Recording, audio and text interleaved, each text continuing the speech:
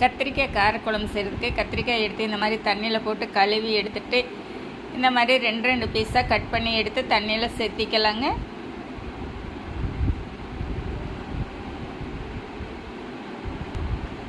அடுத்து வந்து நம்ம குழம்பு செய்கிறதுக்கு ஒரு கடாய் வச்சுட்டு 2 ஸ்பூன் எண்ணெய் விட்டுட்டு 1 ஸ்பூன் கடுகு, 1 ஸ்பூன் கடலைப்பருப்பு, 4 பல் பூண்டு, ஒரு வரமிளகாய் சேர்த்திக்கலாங்க. அடுத்து 1 கப் அளவு சின்ன வெங்காயம் உரிச்சிருக்கேங்க, அதையும் சேர்த்திக்கலாம். கறிவேப்பிலை சேர்த்திக்கலாம். 1/2 ஸ்பூன் மஞ்சத்தூள், 1 ஸ்பூன் குழம்பு மிளகாய்த்தூள் எல்லாம் சேர்த்திட்டு நல்லா கலந்து விட்டுறலாங்க. இப்போ நம்ம கட் பண்ணி வச்சுருக்கிற கத்திரிக்காய் எல்லாம் சேர்த்திக்கலாங்க. சேர்த்திட்டு ஒரு டைம் நல்லா கலந்து விட்டுறலாங்க. ஒரு தக்காளி சேர்த்திக்கலாம். 1 ஸ்பூன் உப்பு சேர்த்திக்கலாம். சேர்த்திட்டு நல்லா கலந்து விட்டுறலாம். 1 டம்ளர் தண்ணி சேர்த்திக்கலாங்க.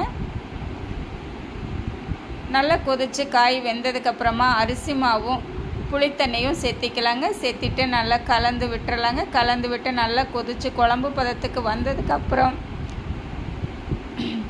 மல்லி இலைகள் வந்து சேர்த்திக்கலாங்க. இப்போ குழம்பு ரெடி.